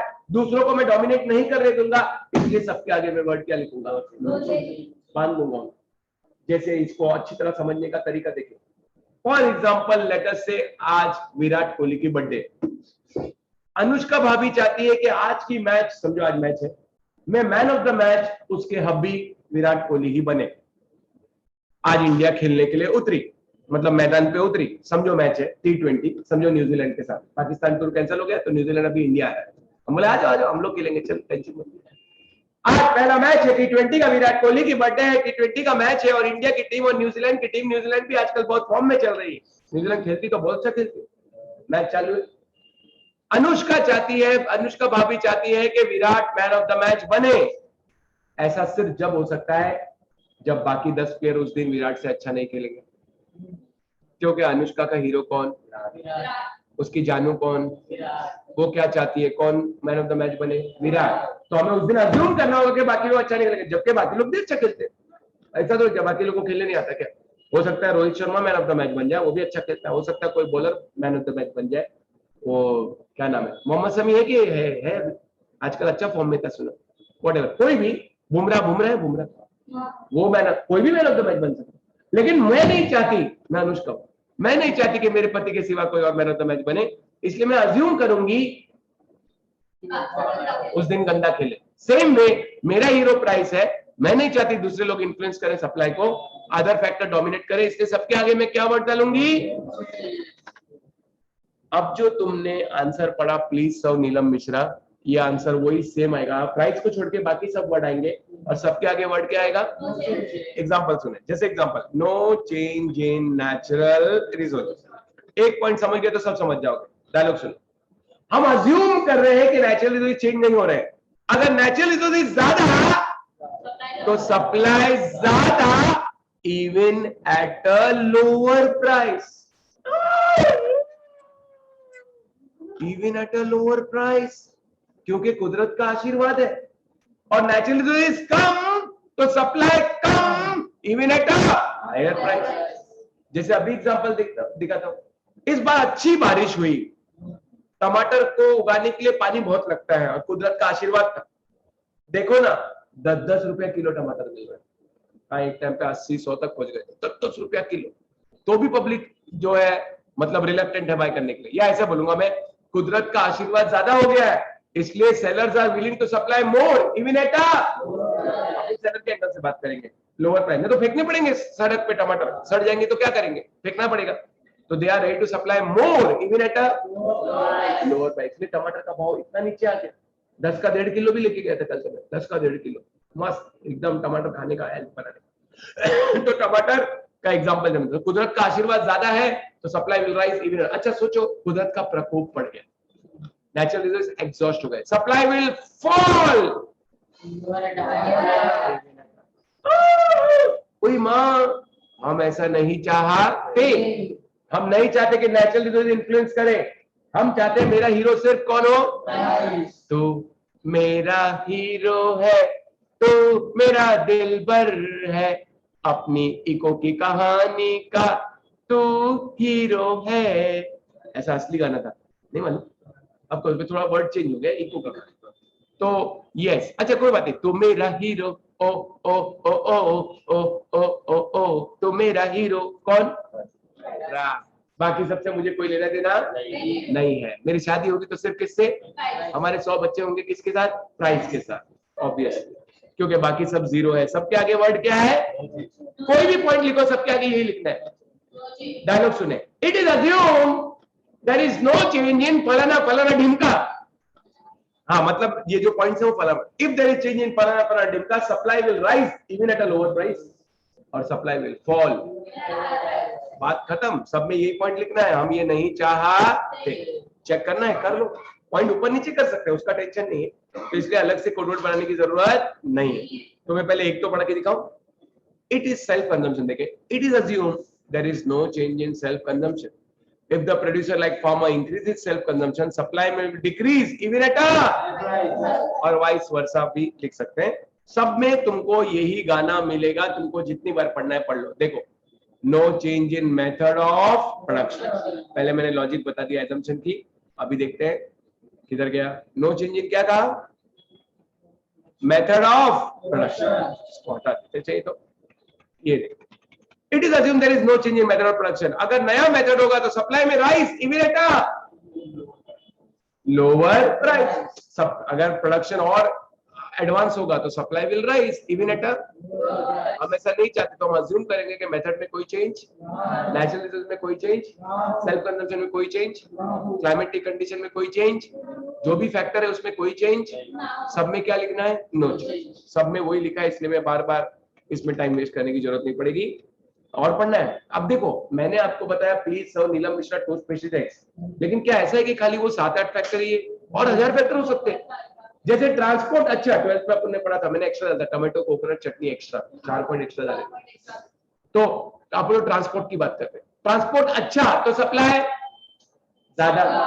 Mumbai the city of dreams, city of dreams देखेंगे, ये मुंबई शहर है, 24 घंटा जागता है ये शहर। Well connected by sea, by air, by rail, best. पहली ट्रेन मुंबई टू ठाणे ही चली थी। ट्रेन नेटवर्क भी अपना वर्ल्ड में नंबर 1 है। लोकल नेटवर्क बहुत नाम है, हाँ वो बात अलग है, गिरदी बहुत होती है वगैरह, लेकिन जो उसका सिस्टम है इतना फास्ट कि क्या बताओ। पोर्ट हमारे पास वर्ल्ड से सब एरिया से कनेक्ट करने के लिए पोर्ट्स है, एयरपोर्ट है, सब है। तो ट्रांसपोर्ट अच्छा है मुंबई में तो सब गुड्स यहां मिलेंगे। सप्लाई में rise even at a lower price. लेकिन ऐसा कोई शहर जहां ट्रांसपोर्ट ही नहीं है या ट्रांसपोर्ट बकवास है तो वहां माल पहुंचेगा नहीं तो बिकेगा कैसे? Supply will fall even at अ। सब में वही लिखना है, इसलिए मैं ज्यादा नहीं बोर करूंगा। आपको चाहिए तो रीड कर लें, वही सब है। Self consumption, weather condition, weather वही हो गया। क्लाइमेट, क्लाइमेट अच्छा है, अभी मैंने बोला अच्छी बारिश हुई है तो सप्लाई टमाटर की बढ़ेगी इवन एट अ। बारिश हुई नहीं, सूखा पड़ गया, टमाटर की सप्लाई कम होगी इवन एट अ। हम दूसरे को डोमिनेट करने नहीं देंगे क्योंकि मेरा हीरो सिर्फ कौन है? प्राइस। ये भी मालूम पड़ गया। अच्छा, सबसे इंटरेस्टिंग ये वाला है, फ्यूचर प्राइस। इधर तुम पागल हो जाओगे, देख के ही पागल हो जाओगे। देखना अभी कैसे मैं एग्जांपल इसको समझाऊं। फ्यूचर प्राइस, दूध, अपन एग्जांपल दूध का ले ले, लेकिन रियल में ये शेयर मार्केट वगैरह का एग्जांपल अच्छा रहता है, बट फिर भी चलो ठीक है। गोल्ड का एग्जांपल, गोल्ड, गोल्ड में भी होता है। गोल्ड का भाव समझो 40,000 है 10 ग्राम का। सुबह, दोपहर में 42 हो गया और शाम को 45 होने वाला है। यू आर सेलर, दोपहर में 42 हो गया, शाम को 45 हो गया, तो 42 के भाव पे तुम ज्यादा सप्लाई करोगे कम? कम। क्यों? क्योंकि तुम्हें उम्मीद थी कि शाम को 45 होगा। तो क्या मैं ऐसे बोलूं, if the future price is expected to rise further, the current supply will fall even at a higher. 40 का 42 हो गया, लेकिन मैं ज्यादा नहीं कम बेचूंगा क्योंकि मैं इंतजार कर रहा हूं कितना होने का? 45। वापस सुने इंग्लिश में, if the future price is expected to rise further, further मत डालना, the current supply will fall even at a, if there is a slight rise in price and the seller expects further rise। 42 का 40 का 42 हो गया है और तुम 45 होगा ये उम्मीद करते हो, supply will decrease even at a higher price। ये क्या है? ये स्पेक्यूलेशन है। स्पेक्यूलेशन समझता है? क्या बोलते हैं उसको? अरे शेयर मार्केट में होता है ना, भाव अप डाउन, स्पेक्यूलेट करना, स्पेक्यूलेट करना। तो स्पेक्यूलेशन नहीं होना चाहिए, बस और क्या। तो गांव वालों, ये बात तो हमें मालूम पड़ गई। सबके आगे हमने वर्ड क्या डाला? No change. Okay, thank you. अब आगे सुनो ध्यान से। आपने एजम्पशन पढ़ा, बहुत अच्छी बात की। अब नई चीज में जो पढ़ाने जा रहा हूं, एक्सेप्शन। लॉ ऑफ डिमांड हमने पढ़ा है तो मुझे ये बताने की जरूरत नहीं कि एक्सेप्शन होता क्या है। इकोनॉमिक्स इज अ साइंस, की आज का last answer, which studies human behaviour. ये सब जानते हैं। और ह्यूमन बिहेवियर प्रेडिक्टेबल नहीं है, ये भी सब जानते हैं। जब मैं एक्सेप्शन की बात करता हूं तो मतलब वो सिचुएशन होती है जहां लॉ उल्टा चलता है। प्राइस ज्यादा, सप्लाई ज्यादा की जगह पे क्या लिखूंगा, कम। उल्टा लिखने का ना मुझे, प्राइस कम। अगर ऐसा होता है तो हम इकोनॉमिक्स में उसको क्या बोलते हैं, एक्सेप्शन। क्या ऐसा होता है? हाँ होता है। क्यों होता है? Because economics is a science which studies human behaviour. हम इंसान के दिमाग को स्टडी करता है। तो इकोनॉमिक्स खुद कहता है कि अल्फ्रेड मार्शल खुद कहते हैं, हमारे गुरुजी खुद कहते हैं कि ऐसे कुछ केसेस हैं जहां लॉ क्या चलेगा, उल्टा चलेगा, और वो हम जानने की कोशिश करना चाहते हैं। Exception, law will operate in the opposite direction. I repeat again, price ज्यादा सप्लाई कम, उई मां, और प्राइस कम और सप्लाई ज्यादा, उई मां, उल्टा। देखते हैं ऐसा कहां होता है। कोडवर्ड है लालू प्रसाद इन इंग्लैंड। बोलो, इन इंग्लैंड। इन इंग्लैंड इसमें साथ में आ गया, इमीडिएट नीड ऑफ कैश। क्या है? तीन है, ठीक है, तो तीन की बात करूंगा। सबसे पहला मैं ये पढ़ाऊंगा, लालू है, ये प्रसाद है, और ये इन इंग्लैंड, या इंडियन बोल रहा, लालू प्रसाद इंडियन। हाँ कितना इजी, इन इंग्लैंड का इंडियन, इंडियन ही है ना। लालू प्रसाद बिहार का चीफ मिनिस्टर था। Immediate need of cash, economics से असली साइंस है, अभी साबित करता हूं। अगर सेलर को कैश की अर्जेंट जरूरत है, दीदी सुन ले, he will be ready to supply more even at a lower price. साबित कर। 94 में जब हम लोग मीरा रोड आए, 2 जुलाई 94 को हमारा ट्रक मीरा रोड आ गया था। घर शिफ्ट किए थे अंधेरी से, पहले अंधेरी में रहते थे। पहले एक साल बहुत दुख होता है जब नई जगह पे जाते हैं, पुराने दोस्त छूट गए, ये नई बिल्डिंग कैसी होगी, नए लोग कैसे होंगे, यहाँ तो ये मिलता ही नहीं है, यहाँ तो ये है वो है, सब अपन नेगेटिव ही ढूंढते हैं, पॉजिटिव कुछ नहीं ढूंढते। लेकिन अभी अपने को मीरा रोड से ऐसा प्यार हो गया कि वापस अंधेरी भेजे तो भी हम लोग नहीं जाएंगे।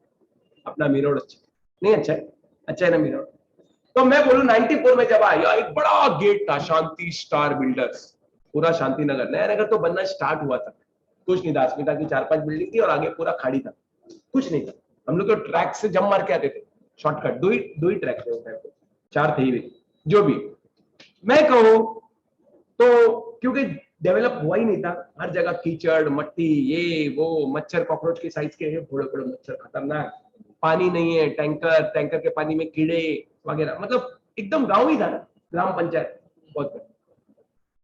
तो लेकिन घर के खाने के लिए भाजी वाजी तो चाहिए, तो भाजी का एक मेन मार्केट था जो आज भी है, वो है स्टेशन वाला, उस तरफ का स्टेशन। आज भी बहुत बड़ा मार्केट है, भाजी मार्केट मेरा, तो अभी भी वो है मार्केट। हमारे बिल्डिंग वाले सब बड़े बड़े सेठ, अपन तो गरीब लोग, बड़े बड़े सेठ, भाई ऑडी बीएमडब्ल्यू ये वो। कभी आओ पिज़्ज़ा हट वाली बिल्डिंग देखी, आओ कभी, सच में बता, बड़े बड़े सेठ लोग मान दे, फॉर्च्यूनर, ये गाड़ी वो गाड़ी। अभी हमारे बाजू में नया आया, 7 माले पे डॉक्टर है, मर्सिडीज बेंज, सेठ आदमी। वो लोग भी भाजी खरीदने उधर तुमको मिलेंगे रात को 9 बजे। हाँ क्यों बताऊं, हाँ तो क्या, पैसे बचते हैं, लेकिन कब? 9 बजे के बाद बहुत लोग, सब लोग जाते हैं वो टाइम पर। ये भाजी वालों को अपना बिजनेस बंद करके जाना है, क्योंकि सुबह 3 बजे उठते वो लोग जाते हैं नई भाजी खरीदने। तो जो बाकी भाजी है उनको फटाक से बेच के निकलना है, भाजी टमाटर कोथमीर धनिया जो बोलो तुम, उनको खत्म करना है, उनको पैसा चाहिए, ये पैसा आएगा तो कल वो खरीदेंगे। उनका क्रेडिट सिस्टम नहीं, कैश सिस्टम ही होता है। कल वो पैसा देंगे तो होलसेलर उन लोग को माल देगा। तो the seller will be ready to supply more even at a lower price, क्योंकि उसको क्या चाहिए, इमीडिएट कैश चाहिए। 10 रुपए का इतना धनिया शांति नगर में 100 रुपए का आएगा, वो रात को तुमको वहां, रात को 9 के बाद, रात की 12 के बाद मत जाना, 9-10 बजे देखना, कई लोग गाड़ी लेके जाते उधर, पूरे हफ्ते का सामान लेके आने का, नवारा देने का, फ्रिज में रख देने का। आजकल के फ्रिज तो बहुत एडवांस्ड है वगैरह, अपना तो पुराना है घर पे 15 साल पुराना, बट आजकल के फ्रिज तो ऐसे गर्मी लगे, जाके बैठ जाओ थोड़ी देर, मस्त ठंडा हो जाएगा।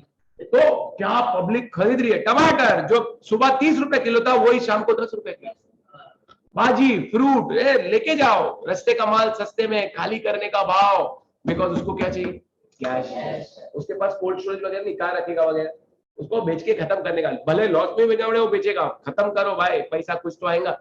तो he is ready to supply more even at a, because he is in need of cash. ये भी बहुत इंटरेस्टिंग पॉइंट है। पर्सन, लालू प्रसाद इंडियन, ये Prasad, person interested in fixed income. थोड़ा सा मैथ्स है, बहुत ही इंटरेस्टिंग है, अभी बता। ये हो गया, ये क्या हुआ, इंडियन। मान लो अपन बैंक की बात करते हैं, बैंक में मैंने पैसा रखा ताकि मेरा पैसा सेफ रहे, और उस पर मेरे को इंटरेस्ट मिले। मैं बैंक को अगर पैसा देता हूं, 12th में पब्लिक फाइनेंस में हमने बैंकिंग भी देखा, घर पे रखना तो बेवकूफी है पैसा, घर पे रखोगे चोरी भी हो सकता है, और दूसरी बात पैसे की वैल्यू क्या होती है, कम। कैसे कम होती है, इन्फ्लेशन बढ़ रहा है। 1 लाख रुपया जो मेरे पास 1 साल पहले अगर पड़ा था वही अभी भी पड़ा है, तो उसी 1 लाख से मैं आज उतना ही खरीद पाऊंगा कि कम खरीद पाऊंगा, बिकॉज महंगाई बढ़ रही है। वो टाइम पे 80 रुपया पेट्रोल था, अभी 107 है। आज पेट्रोल में तो टाइम लगेगा, पेट्रोल पंप की हालत खराब हो, क्या करें, पेट्रोल नहीं आएगा तो आऊंगा कैसे, रिक्शा करके आना पड़ता, फिर गाड़ी कहाँ छोड़ू वगैरह, तो बहुत लाइन बहुत।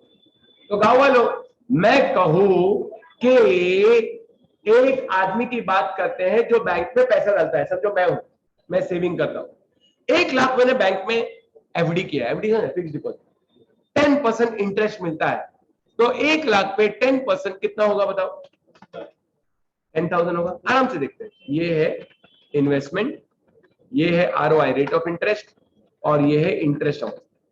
कितना डाला मैंने बैंक में, 1 लाख, खाली देख ले, रेट ऑफ इंटरेस्ट कितनी है, 10%, तो मेरे को मिलेगा कितना परसेंट, मतलब कितना अमाउंट, 10,000। इतना तो तुम्हें भी दिख रहा है, मुझे भी दिख रहा है।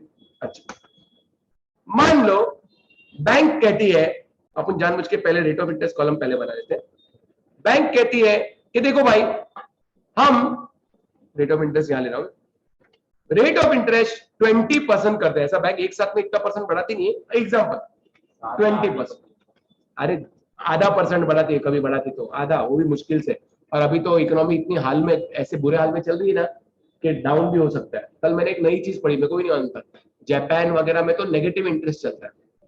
नेगेटिव, तू पैसा देगा ना तो तेरा पैसा संभालने के लिए वो तेरे से पैसा लेंगे, कनाडा जापान वगैरह में। कल मैंने भी कभी सुना नहीं था नेगेटिव इंटरेस्ट का कॉन्सेप्ट, कल मैंने आर्टिकल पढ़ा है, नेगेटिव इंटरेस्ट, एकदम फुल डेवलप कंट्रीज में नेगेटिव इंटरेस्ट, ब्रिटेन में नेगेटिव इंटरेस्ट, नेगेटिव। आपको अपन डेवलपिंग इकोनॉमी अपने आप पॉजिटिव, और भी बहुत उसमें बहुत कुछ मैंने नॉलेज प्राप्त की, कोई बाद में बात करेंगे कभी। लेकिन ऐसा भी होता है, मतलब मेरा भी दिमाग घूम गया। लेकिन आपको अपन इंडिया की बात करें, मेरे को अगर ज्यादा रेट ऑफ इंटरेस्ट बैंक देने को तैयार है, मान लो देने को तैयार है, वैसे आपको बता दो इकोनॉमी के हाल इतने बुरे हो गए कि इंटरेस्ट सेविंग्स का 3% पे आ गया है। कभी कभी तो ऐसा लगता है उससे अच्छा घर पे रखे वो अच्छा पैसा, मैं 1 साल का 3%, भाई साहब 1 लाख डालूंगा तो 1 साल बाद 3,000 रुपए, ऐसी हालत हो गई सेविंग अकाउंट वगैरह, बहुत बुरी हालत है। अच्छा बाय द वे, अभी तुम ये तो देखो, मान लो कि बैंक बोलती है भाई साहब हम 20% करने को तैयार है, मैं मेरी बात कर रहा हूं, ये ऊपर जो पॉइंट है उसकी बात नहीं कर रहा हूं। अगर बैंक बोलती है 20% देने को तैयार है, तो मैं या हम नॉर्मल आदमी लोग क्या करेंगे, ज्यादा सेव करेंगे, कम ज्यादा करेंगे, भाई ज्यादा इंटरेस्ट मिल रहा है तो हम पैसा ज्यादा सेव करेंगे। सीए इंटर में पूरा ये इकोनॉमिक्स है, सेविंग, इन्वेस्टमेंट, कैपिटल, जबरदस्त, क्या लेवल, 20% तो ज्यादा सेव करेंगे, ज्यादा सेव करेंगे, मतलब सोचो मैं कोशिश करूंगा कि मैं इधर से 2 लाख रुपए डालूं, अगर मैं 2 लाख रुपया किधर से ला के डाल पाता हूं तो मेरे को इंटरेस्ट भी तो ज्यादा मिलेगा। एक नॉर्मल आदमी क्या करता है, जब रेट ऑफ इंटरेस्ट ज्यादा मिलता है तो वो इन्वेस्ट ज्यादा करता है। Okay, thank you. But now we will not talk about normal आदमी, वी विल टॉक अबाउट ऐसा आदमी, या वर्ड पढ़े, वो is interested in fixed income. हाँ, 10:30 बजे आने का, इंटरेस्टेड इन कैसा इनकम, फिक्स्ड इनकम। 11th के बच्चे सोचते एग्जांपल पैदा करता हूं मैं दिमाग में।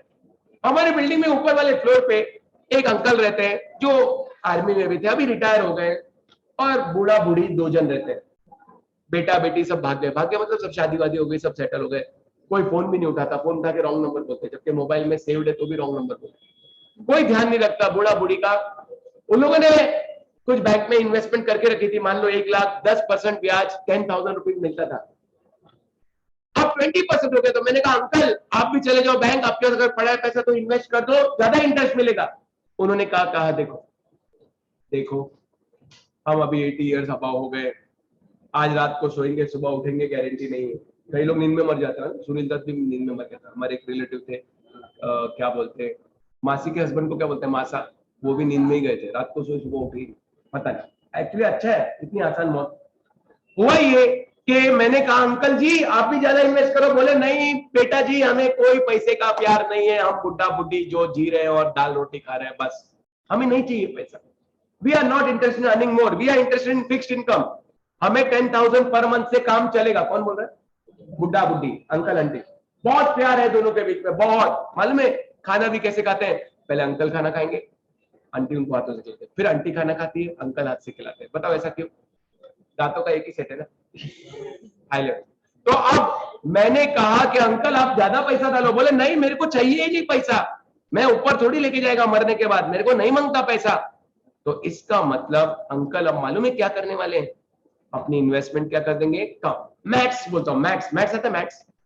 अगर 10% था, 1 लाख था तो 10,000 था, यही 10,000 तुमको चाहिए और 20% है तो कितना इन्वेस्ट करना पड़ेगा 15। मैथमेटिक्स से मैं फॉर्मूला से भी कर सकता हूं, ये सिंपल लॉजिक, ये डबल हुआ तो ये हाफ हो गया, रेट ऑफ इंटरेस्ट डबल हुआ तो इन्वेस्टमेंट क्या हुआ, हाफ हो गया। तो ये आदमी ऐसा था जो फिक्स्ड इनकम में इंटरेस्टेड था, वो अंकल। तो रेट ऑफ इंटरेस्ट जब बढ़ा तो इन्वेस्टमेंट कम हुआ। रेट ऑफ इंटरेस्ट क्या है, प्राइस, और इन्वेस्टमेंट क्या है, सप्लाई। रेट ऑफ इंटरेस्ट है प्राइस और इन्वेस्टमेंट है सप्लाई। ये लो, हाँ, और इधर 11 आ जाएगा। तो रेट ऑफ इंटरेस्ट ज्यादा हुआ, प्राइस ज्यादा हुआ, लेकिन सप्लाई क्या हुआ, कम, क्योंकि he is interested in fixed income. क्योंकि ही इज, अपने ऐसे नॉर्मल लोग की बात नहीं कर रहा हूं, ये ऐसे लोग जिसको ऐसा नॉर्मली रियल लाइफ में बहुत कम लोग होंगे, लेकिन अगर होंगे तो वो सप्लाई कम करेंगे even when the rate of interest high. देखो वही लिखा हुआ है, एग्जांपल भी वही है, इसको जो टेबल ही बना सकते हैं। सेव लेस मनी, 10,000 रुपया 10%, 1 लाख, इंटरेस्ट रेट 20%, 50,000। बोलो ओके। अच्छा, लेबर सप्लाई पूरी हाई लेवल पॉइंट है और उसमें डायग्राम भी है, और उसमें रामू और शामू की एक छोटी कहानी है जिससे हम उसको साबित करेंगे, लेकिन अभी टाइम हो गया तो हम रुक जाएंगे लेबर सप्लाई। और क्योंकि वहां भी 11th के बच्चे भी रुके, 10:30 भी होने आ गया। अब आपको 13 में जाना पड़ेगा। लेकिन देखो कभी भूल मत जाना, मोबाइल जो भी है, वैसे तो सब कैमरा रहते हैं, लेकिन फिर भी क्यों रिस्क ले रहा है, तो एक बार हमेशा चेक कर लिया करे कि भाई ले लिया। ओके बाय, ऑनलाइन वालों के लिए भी बाय, रीड कर लेना इसे और अगली बार आगे